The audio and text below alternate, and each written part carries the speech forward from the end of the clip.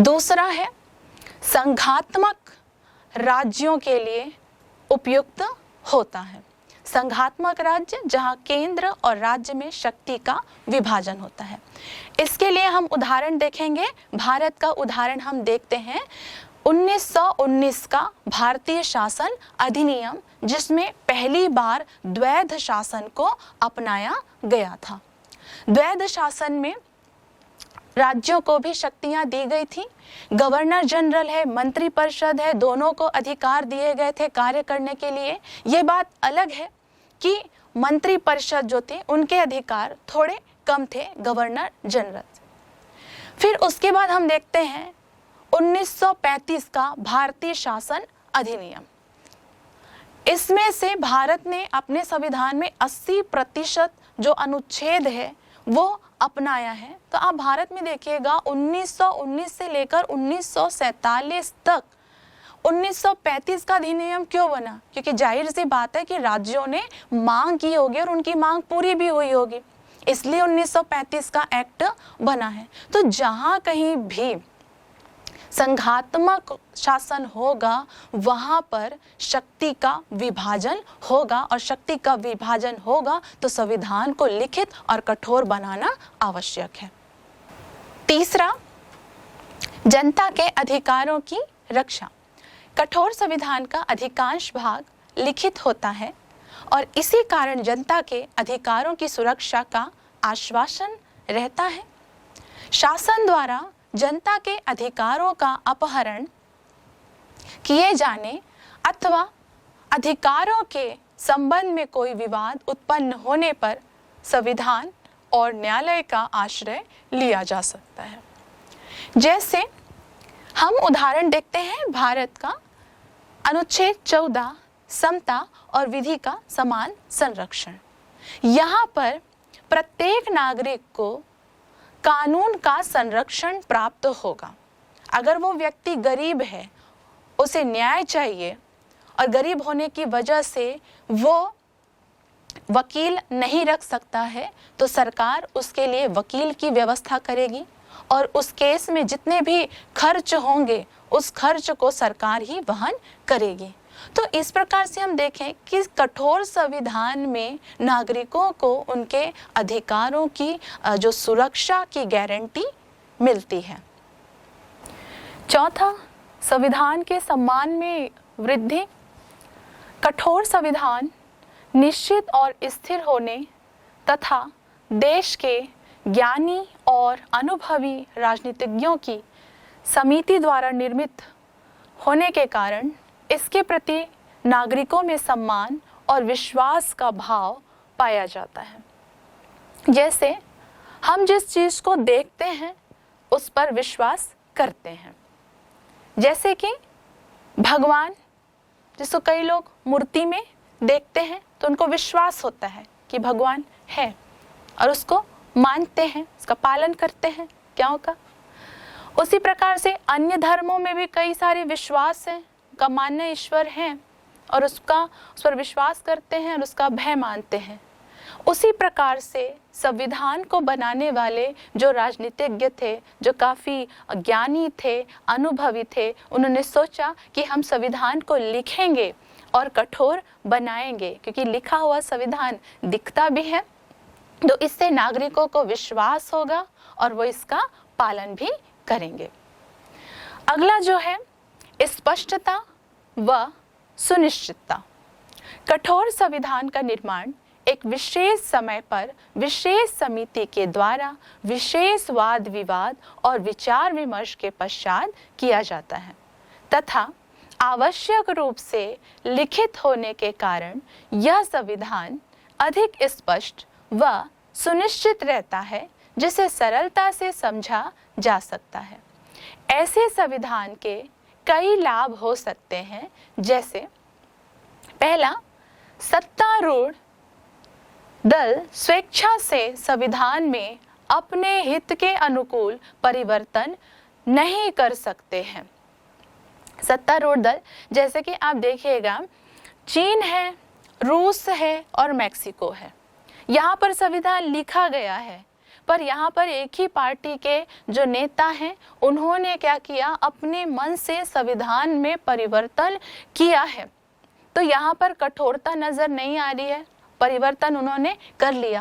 पर आप भारत देखिए, ऑस्ट्रेलिया देखिए, अमेरिका देखिएगा, जब से ये देश आज़ाद हुए हैं यहाँ पर पूरे अनुशासन के साथ इन संविधान का पालन किया गया है। क्यों? क्योंकि स्पष्ट इसमें लिखा गया है कि सत्तारूढ़ दल जो है वो स्वेच्छानुसार अपने हितों के अनुसार इसमें परिवर्तन नहीं कर सकते।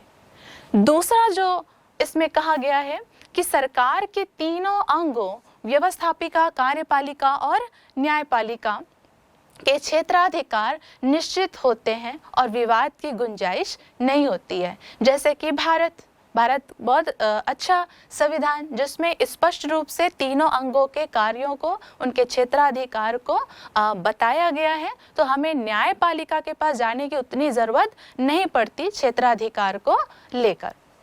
तीसरा है, संविधान बहुसंख्यकों एवं अल्पसंख्यकों के हितों और अधिकारों की रक्षा करता है। देखिएगा, शोषण हमेशा बहुसंख्यक के द्वारा ही किया जाता है। तो जाहिर सी बात है कि जो अल्पसंख्यक है उनके हितों की रक्षा करनी जरूरी है।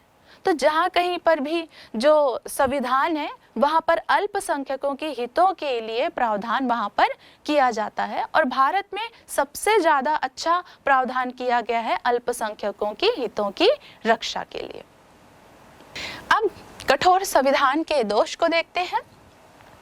पहला दोष है राष्ट्र की प्रगति में बाधक।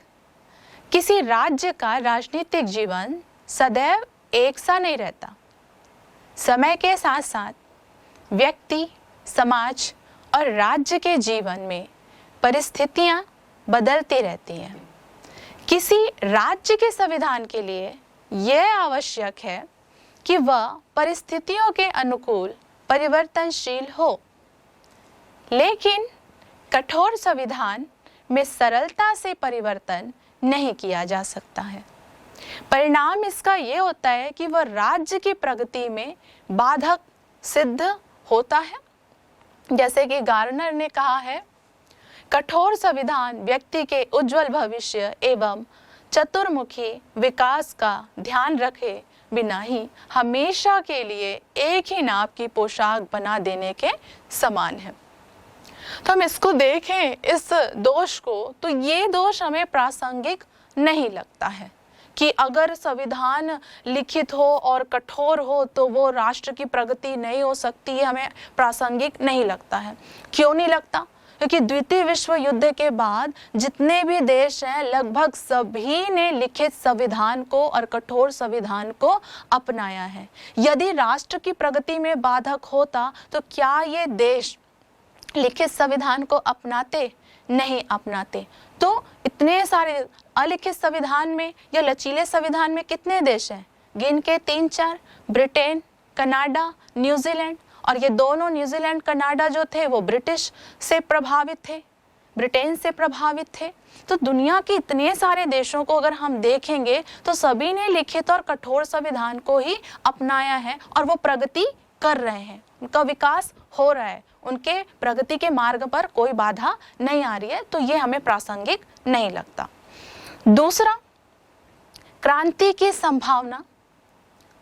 जब बदली हुई सामाजिक, आर्थिक, राजनीतिक परिस्थितियों और आवश्यकता के अनुसार संविधान में परिवर्तन नहीं हो पाता तो जिससे जनता में असंतोष व्याप्त हो जाता है, जो क्रांति का कारण बनता है।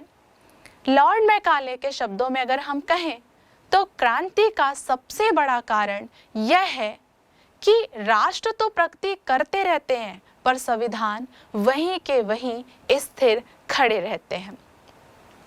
यहाँ पर भी आप देखिएगा, क्रांति की जो संभावना है वो केवल कठोर संविधान में नहीं होती, वो लचीले संविधान में भी हो सकती है।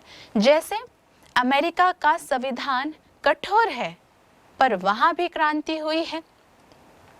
ब्रिटेन का संविधान लचीला है, वहाँ भी क्रांति हुई है। दक्षिण अफ्रीका संविधान कठोर है पर वहां पर भी क्रांति हुई है।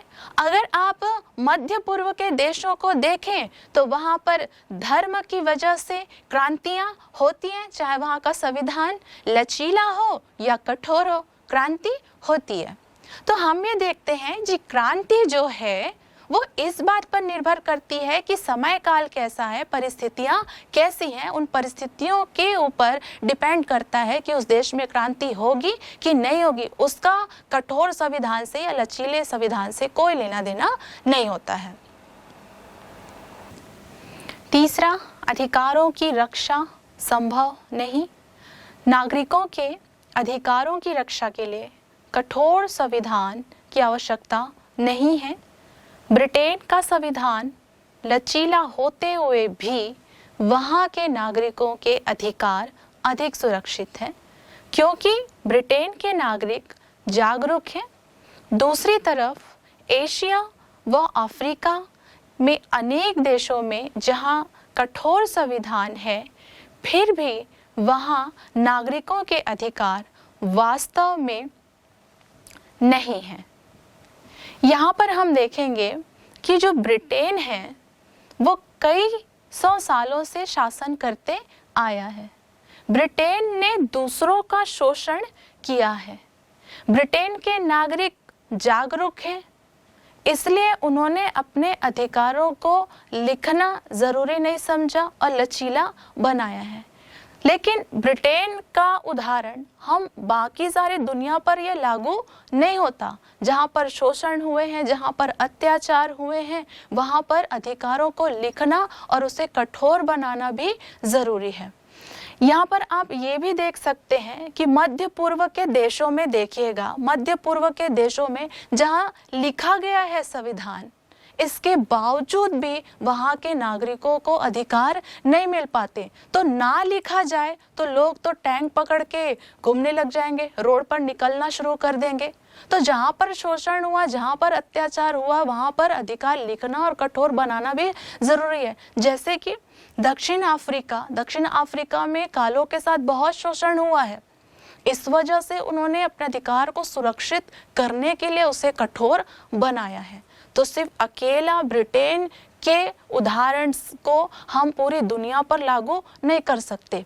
अमेरिका जो दुनिया का सबसे शक्तिशाली देश है, जब उसने अपने संविधान को लिखा और कठोर बनाया है तो आप ये मान लीजिएगा कि कठोर संविधान से नागरिकों के अधिकारों की रक्षा होती है। अगला, संकट काल के लिए अनुपयुक्त। इसका जीवंत जो उदाहरण है वो अमेरिका है। अमेरिका का जो राष्ट्रपति है बिना सीनेट के अनुमति के किसी भी देश के साथ वो युद्ध नहीं कर सकता। उसे युद्ध करने के लिए सीनेट की अनुमति लेनी आवश्यक है। अमेरिका का राष्ट्रपति अगर दूसरे देशों से संधि और समझौता भी करता है तो उसके लिए भी उसको सीनेट की अनुमति लेनी आवश्यक होती है। अमेरिका में जो सीनेट है या हम कह सकते हैं कांग्रेस जो है वो दुनिया का सबसे ज़्यादा शक्तिशाली द्वितीय सदन है। हमारे राज्यसभा की जैसा नहीं है, राज्यसभा से कई गुना ज़्यादा उसके पास शक्ति है। भारत में देखिए कई सारे जो मामले हैं, जैसे कि हम देखेंगे हिंद महासागर में चीन का जो प्रभाव है, या पाकिस्तान का मुद्दा है, या कश्मीर का मुद्दा है, या 370, ऐसे कई सारे जो महत्वपूर्ण मुद्दे हैं उसके लिए संसद ही अनिवार्य है, संसद ही उसको डिसाइड कर सकती है। अगला, न्यायालयों का अनावश्यक हस्तक्षेप। कठोर संविधान में सरकार के तीनों अंगों में न्यायपालिका सर्वोच्च होती है, क्योंकि संविधान की व्याख्या करना उसी के हाथों में आ जाता है तथा न्यायपालिका को पूर्ण अधिकार होता है कि व्यवस्थापिका द्वारा निर्मित किए किसी भी कानून को संविधान के विरुद्ध कहकर अवैध या गैर कानूनी घोषित कर सकते हैं। आलोचकों का कहना है कि न्यायपालिका के पास इतनी शक्ति नहीं होनी चाहिए जिसके बल पर वे जनप्रतिनिधियों द्वारा बनाए गए कानून को अवैध घोषित कर सके। न्यायपालिका का यह अधिकार जन आकांक्षाओं की अवहेलना करते हुए उसे सर्वोच्च और सर्वाधिकारी बना देता है।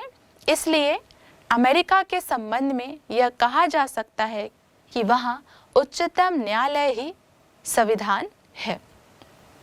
संविधान में हम देखें कि न्यायपालिका जो है संविधान की व्याख्या करती है। संविधान की रक्षा करने की जो जिम्मेदारी होती है वो न्यायपालिका की होती है। न्यायपालिका जो है वो भावनाओं पर नहीं चलती, न्यायपालिका तथ्यों पर चलती है। जैसे कि भारत में 370 को हटाया गया, अगर वो संसद की सही प्रक्रिया को फॉलो करते हुए अगर नहीं हटाया जाता तो न्यायपालिका इस संशोधन को अवैध घोषित कर देती। इसका मतलब ये नहीं है कि न्यायपालिका महत्वपूर्ण नहीं है या अनुचित हस्तक्षेप करती है, ऐसा नहीं है, क्योंकि न्यायपालिका संविधान के अनुसार चलती है, संविधान में लिखी गई बातों के अनुसार वो चलती है। जैसे कि उत्तर पूर्व के राज्यों में विकास कार्य करने के लिए या विकास योजनाओं के लिए पर्यावरण का ह्रास हो रहा है, तो वहाँ पर हरित न्यायाधिकरण है, वहाँ पर कई सारे PIL डाले गए हैं। तो यहाँ पर आप देखेंगे कि जो न्यायपालिका जो है वो संविधान की रक्षा करती है और संविधान के अनुसार चलती है, इसलिए वो अनावश्यक रूप से हस्तक्षेप भी करती है। हमने कठोर और लचीला संविधान दोनों पढ़ा है। इसका निष्कर्ष ये है कि संविधान कठोर हो या लचीला हो, वो उस देश की परिस्थिति के ऊपर डिपेंड करती है। जैसे कि ब्रिटेन लचीला संविधान है, पर वहाँ की परिस्थितियों को अगर हम देखें तो वहाँ कभी भी अस्थिरता नहीं आई है, वहाँ पर उनके नागरिकों के अधिकार सुरक्षित हैं। अमेरिका कठोर संविधान है। कठोर संविधान इसलिए है क्योंकि वहाँ की परिस्थिति के अनुसार उसने कठोर बनाया है, वहाँ पर भी नागरिकों के अधिकार सुरक्षित है। अमेरिका भी आगे बढ़ रहा है, प्रगति कर रहा है, तरक्की की ओर है। दोनों संविधान कठोर और लचीला दोनों अपनी अपनी जगह सही है। इसका सबसे सुंदर जो उदाहरण है वो भारत का संविधान है। भारत का जो संविधान है वो लचीला भी है और कठोर भी है। कई सारे जो संशोधन है वो साधारण बहुमत के आधार पर होते हैं, जैसे किसी क्षेत्र का नाम बदलना हो या भारत में विलय करना हो या भारत के क्षेत्र को दूसरे देश को देना हो। ये अगर हमें करना हो तो साधारण बहुमत के अनुसार कर सकते हैं। और मौलिक अधिकार में संशोधन करना है, नीति निर्देशक तत्व में संशोधन करना है, इसके लिए विशेष बहुमत की आवश्यकता होती है जो कि कठोर है। और यदि राष्ट्रपति, राज्यपाल, न्यायपालिका से संबंधित अगर कोई संशोधन करना है तो विशेष बहुमत के साथ आधे राज्यों की सहमति आवश्यक होती है। तो भारत ने लचीला और कठोर दोनों रूप अपनाया है संविधान का। चाहे संविधान कठोर हो या लचीला हो, ये उस देश की परिस्थिति के ऊपर निर्भर करता है और दोनों ही संविधान अच्छे हैं। लिखित और अलिखित संविधान में अंतर। लिखित संविधान निर्मित होते हैं पर अलिखित संविधान विकसित होते हैं। लिखित संविधान का निर्माण एक संविधान सभा द्वारा किया जाता है, जबकि अलिखित संविधान परंपरा व रीति रिवाज या अभी समय पर आधारित होते हैं। लिखित संविधान स्पष्ट व निश्चित होते हैं, जबकि अलिखित संविधान अस्पष्ट और अनिश्चित होते हैं। लिखित संविधान कठोर होते हैं, जबकि अलिखित संविधान लचीला होता है। लिखित संविधान में शासन की निरंकुशता का भय नहीं रहता, जबकि अलिखित संविधान में शासन की निरंकुशता का भय रहता है। लिखित संविधान में क्रांति का भय रहता है, जबकि अलिखित संविधान में क्रांति का भय नहीं रहता। लिखित संविधान संकट काल के लिए उपयुक्त नहीं है, जबकि अलिखित संविधान संकट काल के लिए उपयुक्त है। लिखित संविधान संघात्मक शासन के लिए उपयुक्त है, जबकि अलिखित संविधान संघात्मक शासन के लिए अनुपयुक्त है। लिखित संविधान का सर्वोत्तम उदाहरण अमेरिका है और अलिखित संविधान का सर्वोत्तम उदाहरण ब्रिटेन है। दूसरा अंतर हम देखते हैं, लचीले और कठोर संविधान में अंतर। लचीला संविधान अलिखित होता है, जबकि कठोर संविधान लिखित होता है। लचीले संविधान में संशोधन की प्रक्रिया सरल होती है, जबकि कठोर संविधान में संशोधन की प्रक्रिया जटिल होती है। लचीले संविधान साधारण कानून तथा संवैधानिक कानून में अंतर नहीं किया जाता, जबकि कठोर संविधान में साधारण कानून और संवैधानिक कानूनों में अंतर किया जाता है। लचीले संविधान राष्ट्रीय विकास और प्रगति में सहायक होते हैं, जबकि कठोर संविधान राष्ट्रीय विकास और प्रगति में सहायक नहीं होते हैं, क्योंकि संविधान में संशोधन समय के अनुसार होना कठिन होता है। लचीला संविधान संकट काल के लिए उपयुक्त होता है, जबकि कठोर संविधान संकट काल के लिए अनुपयुक्त होता है। लचीला संविधान संघात्मक शासन के लिए अनुपयुक्त होता है, जबकि कठोर संविधान संघात्मक शासन के लिए उपयुक्त होता है। लचीले संविधान में क्रांति की संभावना नहीं रहती, क्योंकि समय के अनुसार संविधान में परिवर्तन किया जाता है। कठोर संविधान क्रांति की संभावना बनी रहती है। लचीले संविधान में संशोधन करने का अधिकार संसद अथवा व्यवस्थापिका को होता है, जबकि कठोर संविधान में संशोधन करने के लिए संसद के से उच्चतर एक संस्था की आवश्यकता होती है। लचीले संविधान में संसद की शक्ति असीमित होती है, संसद की स्थिति सर्वोच्च होती है, जबकि कठोर संविधान में संसद की शक्तियां संविधान द्वारा सीमित कर दी जाती है, संविधान को सर्वोच्चता दी जाती है। हमने संविधान पढ़ा। अब सामान्य रूप से विविध संविधानों के अध्ययन के आधार पर हम एक अच्छा या आदर्श संविधान किसे माना जाता है उसे देखते हैं। संक्षिप्तता को ये माना गया है कि वो आदर्श संविधान के लक्षण है।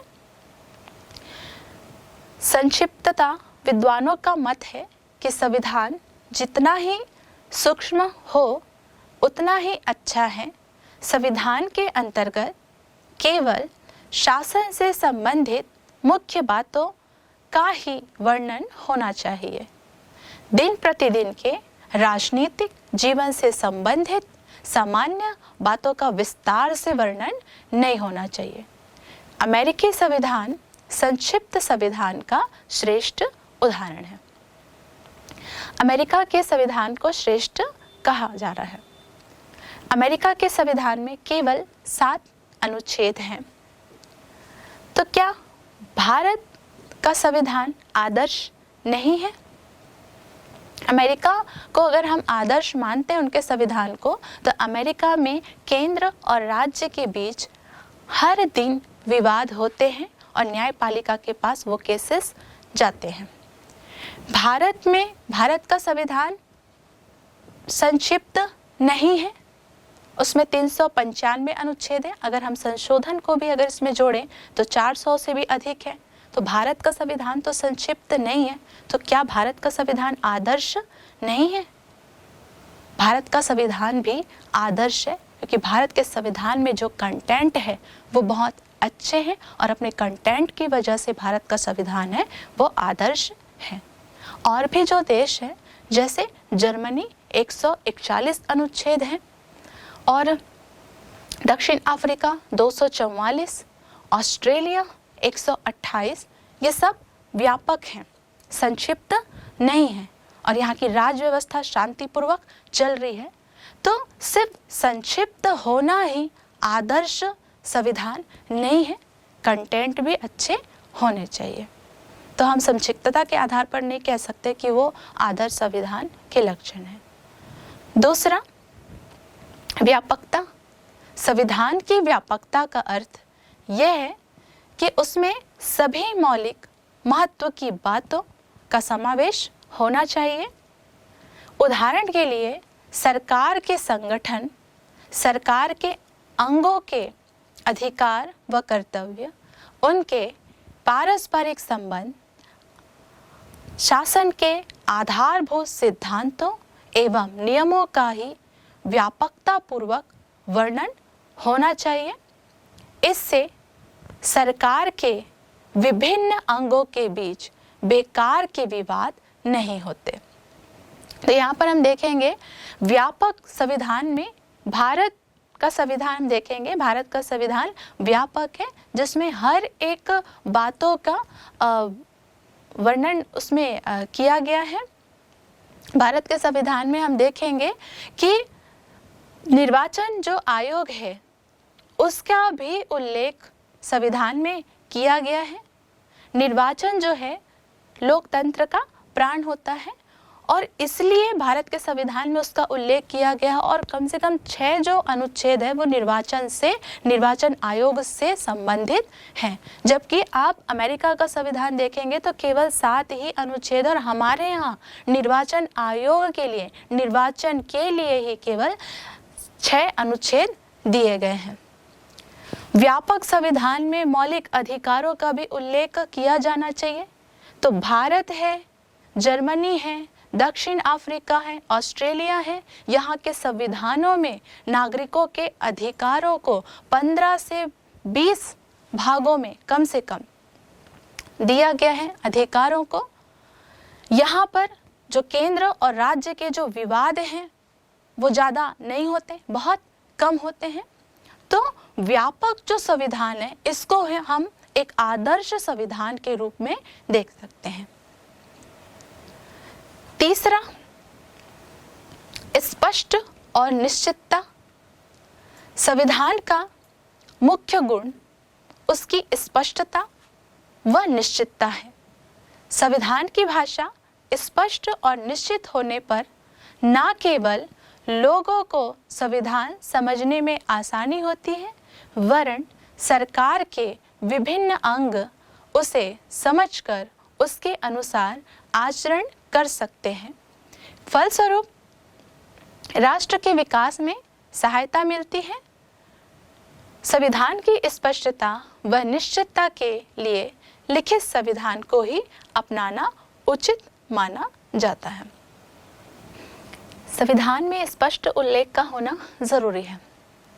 ब्रिटेन जिसने दुनिया पर राज किया, कई सारे उपनिवेश बनाए, किस आधार पर बनाए? उन्होंने लिखा नहीं था, इसलिए मनमाने तरीके से उन्होंने शासन किया। द्वितीय विश्व युद्ध के बाद बहुत सारे देश आज़ाद हुए और सबसे ज़्यादा ब्रिटिश उपनिवेश आज़ाद हुए। वो तो इतने सालों से 200-300 सालों तक शासित होते आ रहे हैं ब्रिटेन से। ब्रिटेन का उन पर प्रभाव भी था, वो भी जानते थे कि अलिखित संविधान के आधार पर वो शासन कर रहे हैं। तो उन्होंने क्यों लिखित संविधान को अपनाया, अलिखित संविधान को क्यों नहीं अपनाया? क्योंकि उन्होंने देखा कि अलिखित संविधान होने की वजह से जो राज्य है वो मनमाना आचरण करती है, मनमाने तरीके से शासन करती है और उपनिवेश भी बनाती है। लिखा ना होने की वजह से शोषण और अत्याचार की संभावनाएं भी बहुत होती है।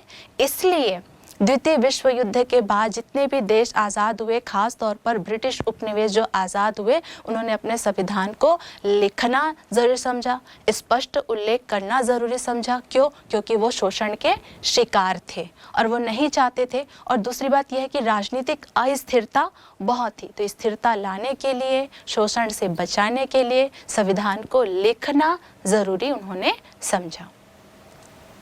चौथा, नागरिकों के अधिकारों की घोषणा। संविधान में ही नागरिकों के मौलिक अधिकारों का उल्लेख होने से नागरिकों के हित और स्वतंत्रता अधिक सुरक्षित हो जाते हैं और व्यवस्थापिका एवं कार्यपालिका नागरिकों के अधिकारों के साथ अनावश्यक छेड़छाड़ नहीं कर सकते। संविधान में इन अधिकारों की रक्षा की गारंटी होनी चाहिए। भारत व अमेरिका आदि देशों ने संविधान में मौलिक अधिकारों का वर्णन तो किया गया है, साथ में सर्वोच्च न्यायालय या उच्च न्यायालय भी इनकी रक्षा करते हैं। वर्तमान समय में नागरिकों के मौलिक अधिकारों के साथ साथ मौलिक कर्तव्यों का भी उल्लेख संविधान में किया जाना चाहिए। यहाँ हम देखेंगे कि अधिकार जो है व्यक्ति के लिए बहुत ज़्यादा महत्वपूर्ण है। लिखित संविधान होता है, कठोर संविधान होता है, उससे नागरिकों के अधिकार ज़्यादा सुरक्षित होते हैं। कैसे? जैसे जर्मनी का जब आप संविधान देखेंगे तो उनके संविधान का जो पहला जो भाग है वो अधिकारों से संबंधित है। तो प्रश्न यहाँ पर ये उठता है कि जर्मन ने अपने संविधान में पहला ही भाग अधिकारों से संबंधित क्यों रखा? क्यों? क्योंकि उन्होंने हिटलर के तानाशाह और हिटलर के अत्याचार से वो काफ़ी वाकिफ थे, तो वो नहीं चाहते थे कि कोई सरकार जब आए तो नागरिकों पर अत्याचार करे, उसका शोषण करे, तानाशाह करे। इसलिए उन्होंने अधिकार को अपने संविधान में पहला स्थान दिया। जबकि भारत में पहला भाग है वो राज्य से संबंधित है। हमारे देश में भी हमें मौलिक अधिकार मिले हैं और हमारे मौलिक अधिकार के साथ युक्ति युक्त निर्बंधन किए गए हैं। जैसे कि आपको अभिव्यक्ति की आज़ादी है, पर आप देश विरोधी बातें आप नहीं कर सकते। तो भारत में और अमेरिका में सकारात्मक स्वतंत्रता मिली है। आपके अधिकारों से किसी दूसरे व्यक्ति के जीवन को नुकसान नहीं पहुंचना चाहिए। तो अधिकार जो है उसका उल्लेख संविधान में होना जरूरी है। पांचवा, न्यायपालिका की स्वतंत्रता। एक अच्छे संविधान के अंतर्गत एक स्वतंत्र और निष्पक्ष न्यायपालिका की स्थापना की जानी चाहिए, जो व्यवस्थापिका और कार्यपालिका के नियंत्रण से मुक्त हो। नागरिकों के मौलिक अधिकारों की रक्षा, स्वतंत्रता की रक्षा, सरकार के विभिन्न अंगों के कार्यों की वैधता की जांच करके संविधान की सर्वोच्चता को बनाए रखने के लिए स्वतंत्र व निष्पक्ष न्यायपालिका का होना आवश्यक है। न्याय की जो अवधारणा है वो शोषण से ही आरंभ होती है। शोषण जहाँ पर हो रहा है वहाँ पर सामाजिक न्याय की आवश्यकता है, प्राकृतिक न्याय की आवश्यकता है। तो न्याय करेगा कौन? इसके लिए एक न्यायपालिका होनी चाहिए। राज्य जो है शक्ति का ही प्रयोग करता है और वो शक्ति का प्रयोग जब करता है तो वो अनुचित ही होता है। तो न्यायपालिका राज्य की शक्ति को अनुचित प्रयोग करने से रोकती है। न्यायपालिका संविधान की रक्षा करती है और संविधान की व्याख्या भी करती है। अगर हम भारत और अमेरिका के संविधान को देखें तो देश जो है संविधान के अनुसार चलता है और संविधान की रक्षा की जो जिम्मेदारी है वो न्यायपालिका की होती है। इसलिए न्यायपालिका निष्पक्ष होनी चाहिए। दूसरी बात, नागरिकों के जो मौलिक अधिकार होने उनके इम्पॉर्टेंट है, पर उससे भी ज़्यादा जो महत्वपूर्ण है वो ये है कि उन अधिकारों की रक्षा भी होनी चाहिए। तो इनकी रक्षा कौन करेगा? न्यायपालिका ही नागरिकों के मौलिक अधिकारों की रक्षा करती है। इसलिए न्यायपालिका को स्वतंत्र और निष्पक्ष होना ज़रूरी है। अगर हम अमेरिका को देखें तो अमेरिका का फेडरल कोर्ट जो है वो बहुत शक्तिशाली है। भारत के सर्वोच्च न्यायालय से भी ज़्यादा शक्ति अमेरिका के फेडरल कोर्ट के पास होता है। तो एक आदर्श संविधान का लक्षण ये है कि वहाँ स्वतंत्र और निष्पक्ष न्यायपालिका होनी चाहिए। छठवां है परिवर्तनशीलता। मनुष्य एक विकासशील प्राणी है, अतः उसके सामाजिक, आर्थिक एवं राजनीतिक परिस्थितियों में परिवर्तन होने के साथ साथ संविधान में भी उचित परिवर्तन होना आवश्यक है। अच्छे संविधान में परिवर्तनशीलता का गुण होना आवश्यक है। वहीं वह इतना भी अधिक परिवर्तनशील नहीं होना चाहिए कि बार बार मनचाहे तरीके से उसमें मौलिक सिद्धांतों में हेरफेर या परिवर्तन किया जा सके। एक अच्छे संविधान में स्थायित्व और परिवर्तनशीलता के बीच एक उचित समन्वय या सामंजस्य स्थापित किया जाना चाहिए। इसका हम उदाहरण देख सकते हैं चीन से। चीन में एक दल और एक पार्टी का शासन चलता है, इसलिए वो मनमाने तरीके से अपनी इच्छा अनुसार, अपने स्वार्थ के अनुसार संविधान में परिवर्तन कर देते हैं। जैसे चीन का संविधान 4 बार बनाया गया है, चारों बार उन्होंने संविधान में परिवर्तन किया। मौलिक सिद्धांतों से भी वो हेरफेर करते हैं। चीन का जो जन्म हुआ है समाजवाद के आधार पर हुआ है, पर धीरे धीरे ये समाजवाद पूंजीवाद की ओर बढ़ते जा रहा है। कठोरता देखेंगे, अगर हम समय और परिस्थिति के अनुसार हमें संविधान में भी परिवर्तन करते रहना चाहिए। जैसे कि अमेरिका का संविधान इतना ज़्यादा कठोर है कि मात्र जब से संविधान बना है 1776 से मात्र 27 ही संशोधन हुए हैं अमेरिका में। तो समय परिस्थिति तो वहाँ भी बदल रही है, पर संविधान नहीं बदल रहा है। क्यों नहीं बदल रहा है? क्योंकि संविधान कठोर है। इसलिए संविधान लचीला और कठोर दोनों होना चाहिए। जैसे कि भारत का संविधान कठोर और लचीला दोनों है। जब भी भारत को लगा कि इसे परिवर्तन करने चाहिए, उसने परिवर्तन किया, और भारत को लगा कि ये परिवर्तन नहीं होने चाहिए तो उसने नहीं भी किए। जैसे भारत जब आज़ाद हुआ तो भारत की जो अर्थव्यवस्था थी काफ़ी जर्जर थी। भारत शक्तिशाली बन सकता था या बन सकता है। भारत के आगे अगर हम अमेरिका, रूस, बड़े बड़े देशों को देखें तो उनके पास क्षेत्रफल भी बहुत था और रिसोर्सेज भी बहुत थे। भारत के अंदर क्षमता है कि वो आगे बढ़ सकता है, इनको टक्कर दे सकता है, पर समस्या ये थी कि भारत के पास रिसोर्स थोड़े कम थे।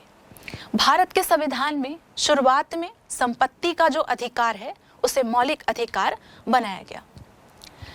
अब भारत को उन्नति करनी है, अर्थव्यवस्था को ऊंचा उठाना है, महाशक्ति बननी है, तो ऐसे में भारत ने संपत्ति के अधिकार को संशोधन करके उसको कानूनी अधिकार बना दिया।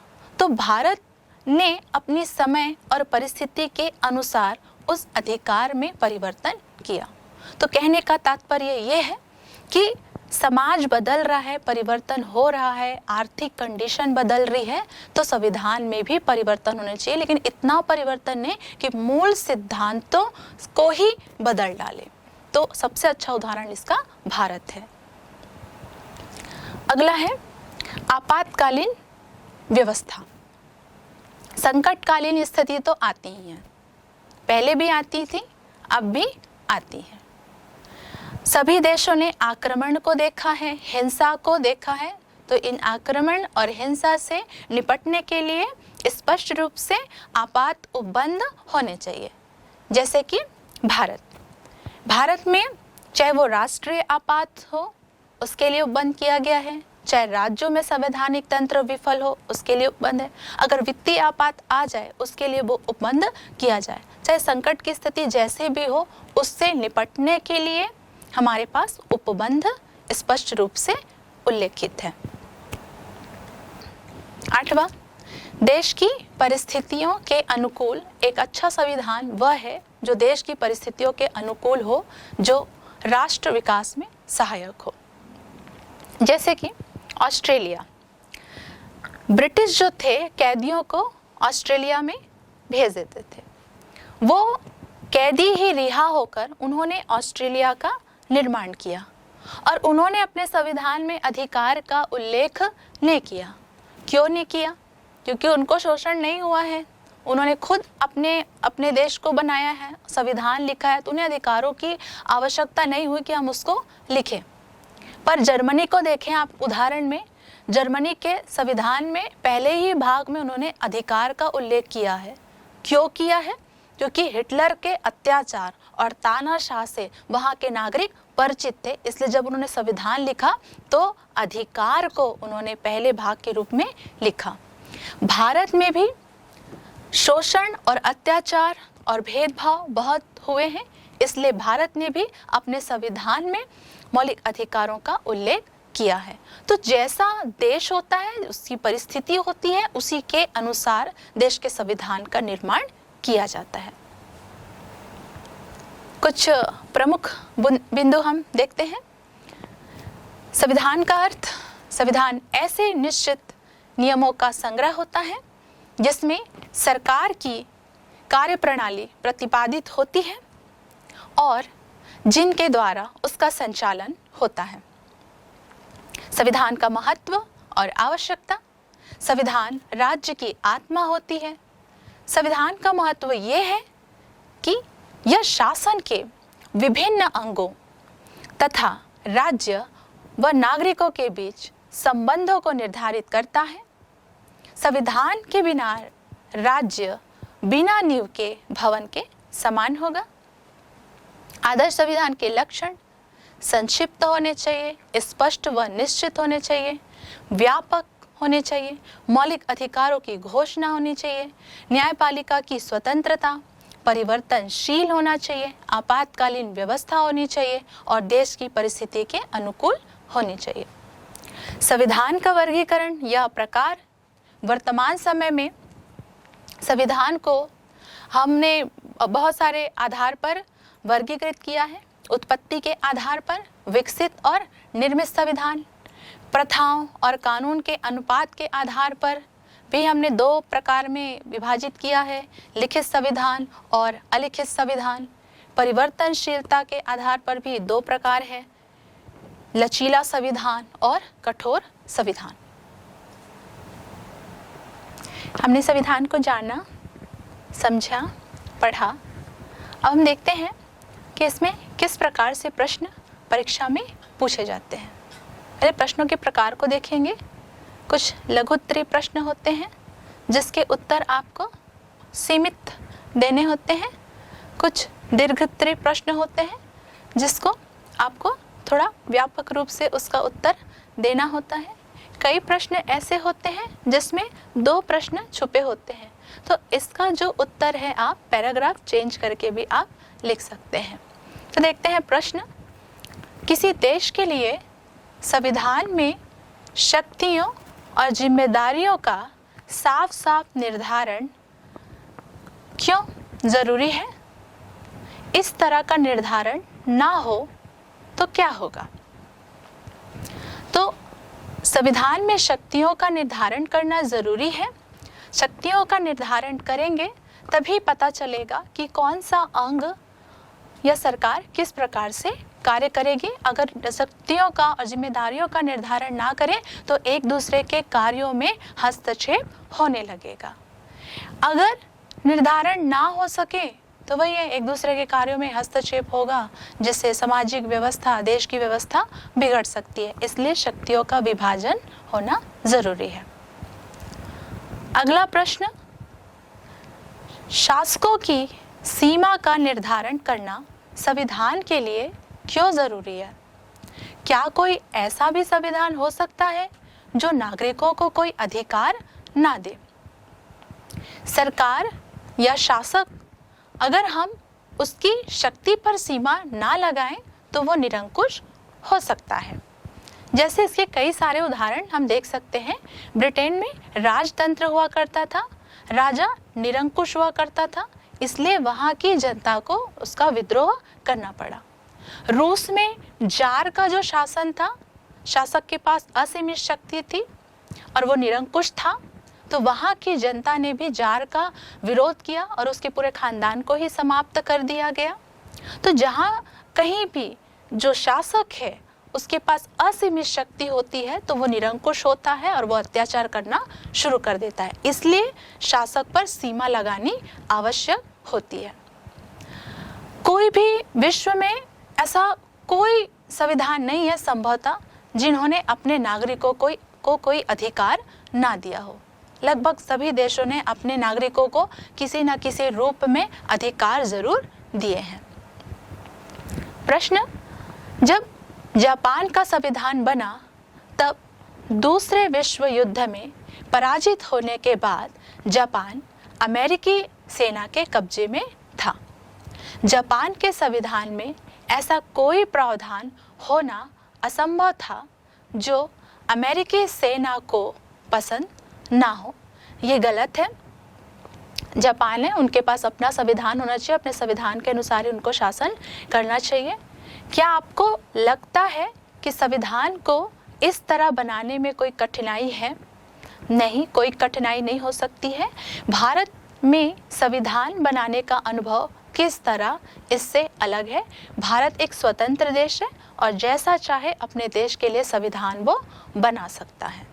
भारतीय संविधान निर्माताओं ने अन्य देशों के संविधानों को पढ़ा और जो भी विशेषता उन्हें नजर आई उन विशेषताओं को भारत के संविधान में शामिल किया। तो आइए हम भारत के संविधान के कुछ स्रोत हैं उसको हम देखते हैं।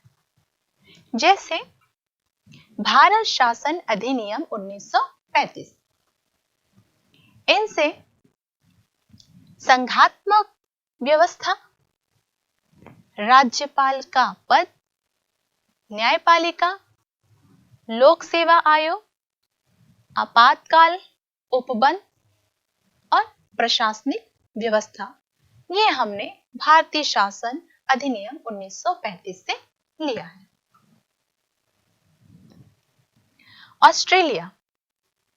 ऑस्ट्रेलिया से हमने अनुसूची 12 अनुसूची जो है हमारे पास, तो अनुसूची जो है वो हमने ऑस्ट्रेलिया से लिया है।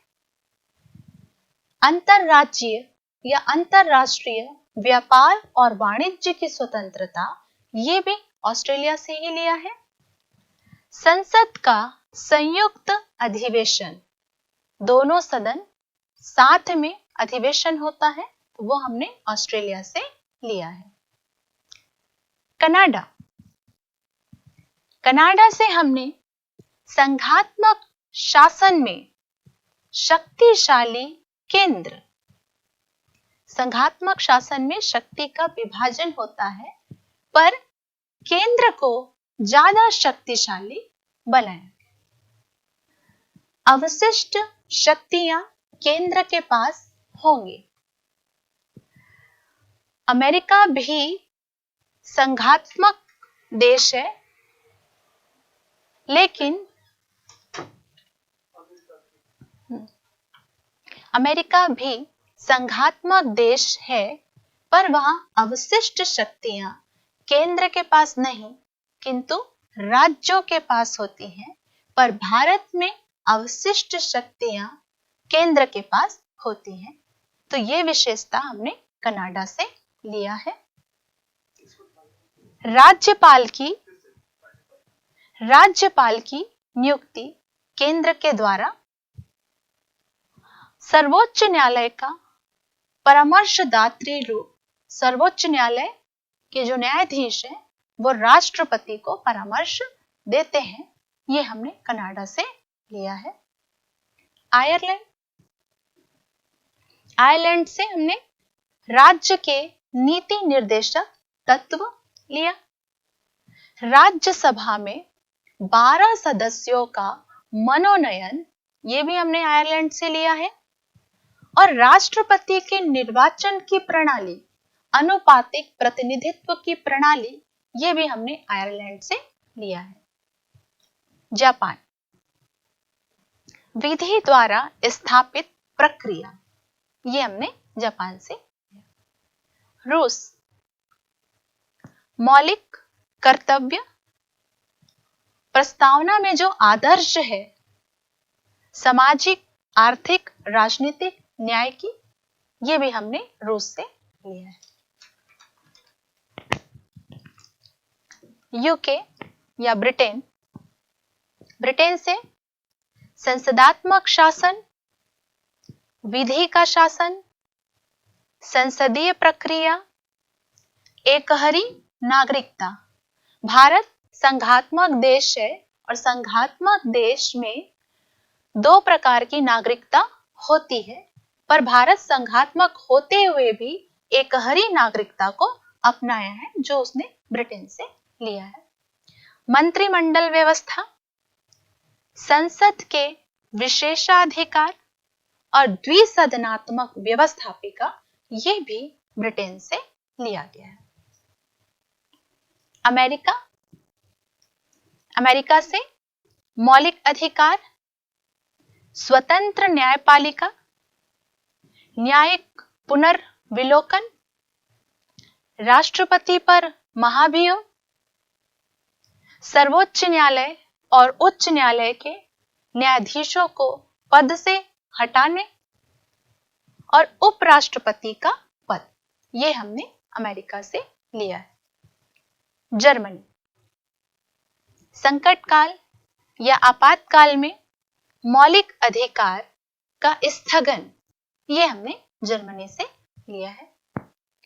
दक्षिण अफ्रीका, संविधान में संशोधन और राज्यसभा के सदस्यों का निर्वाचन, ये दक्षिण अफ्रीका से लिया गया। फ्रांस, गणतंत्र और प्रस्तावना में जो आदर्श है स्वतंत्रता, समानता और भ्रातृत्व, ये हमने फ्रांस से लिया है।